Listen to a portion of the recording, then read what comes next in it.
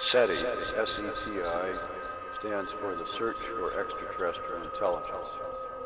It's a word that describes a wide variety of different kinds of searches which are being made all over the world for evidence of the existence of other civilizations in space. Almost all of the searches that are being done with radio telescopes.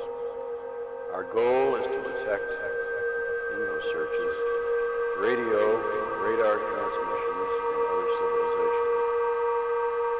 The first result that will come from this is simply the knowledge that other civilizations exist in space. That, of course, would be an enormous milestone in the history of human civilization. Why do we search? It is because everything we know about our universe, about our planetary system, and about the origin and evolution of life on Earth seems to say that all of these things were the result of completely normal processes that occur in our galaxy. No special phenomena, no freak events were required for our civilization to exist as it does. Given the enormous number of stars in the galaxy which are like the sun, it follows that there should be many, many civilizations in our galaxy and in other galaxies. If they practice technology, as we do, they are detectable. This is a recent development. Until a few decades ago, our instruments were not sensitive enough to detect reasonable manifestations of intelligent life. That is, they could not detect the same sorts of signals and power levels that we ourselves radiate. However, if we have crossed an important threshold in that we have developed instruments which can detect signals no stronger than we radiate across the vast distances which separate the stars. In fact, our present radio telescopes, if used properly, can detect Earth-like signals all the way from the far side of the galaxy. Therefore, it is reasonable to search. There would be an enormous intellectual payoff in the detection of other civilizations.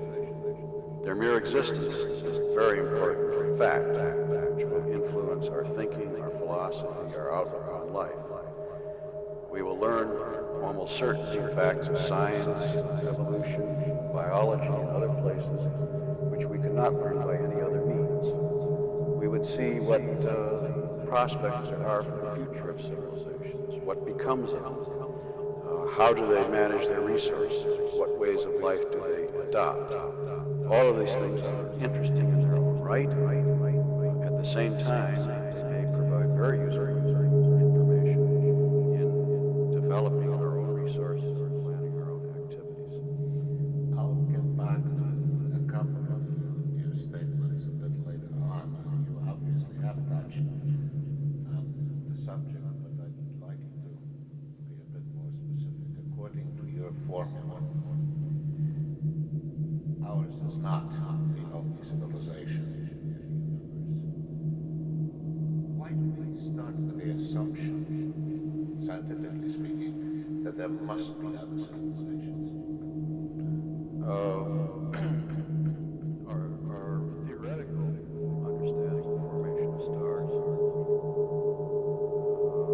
and our observations suggest that stars are formed.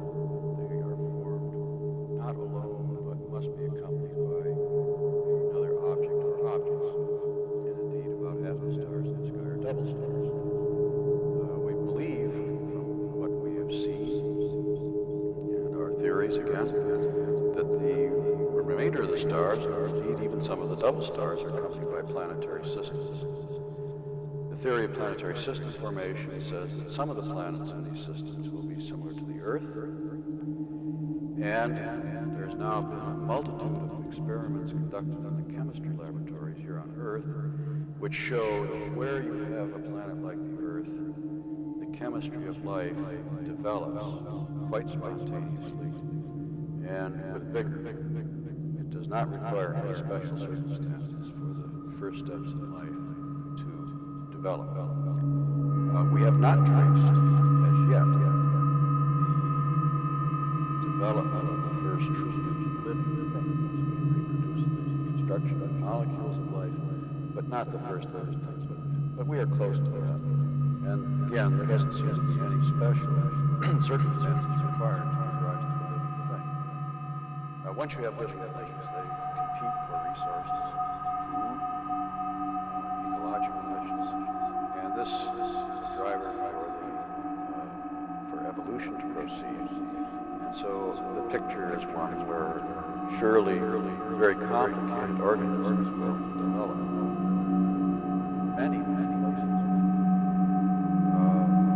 Looking at the history of our own creatures, we see one thing which has always improved or increased is the capabilities of the brain. Other things have come and gone, the size of the speed at which they develop. One thing which has always increased is the brain.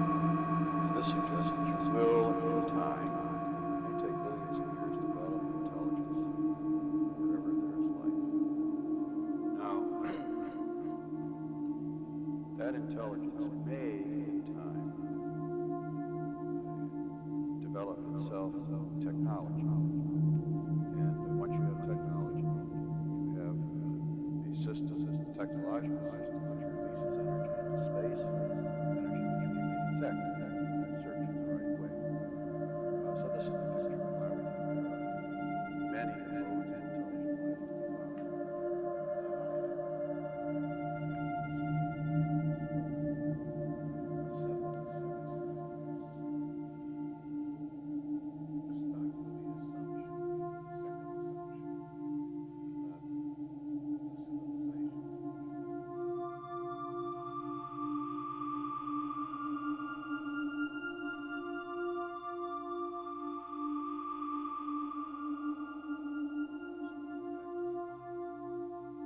Project Cyclops could be restarted today with exactly that technology, run-of-the-mill technology. It just takes a lot more of it and a lot of expense.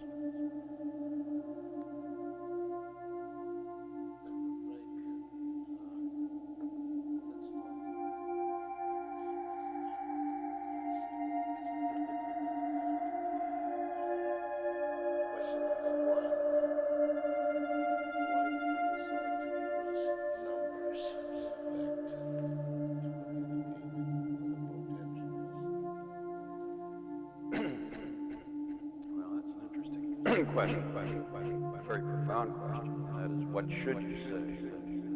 Messages intended for the benefit of other civilizations. And there are a lot of different ideas on that. The best answer is for sure.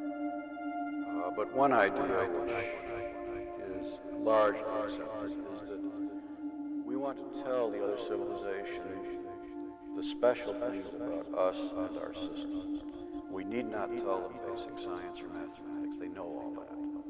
So it's silly to tell them what the value of pi is, or what the structure of the carbon atom is, or something like that. They know all that.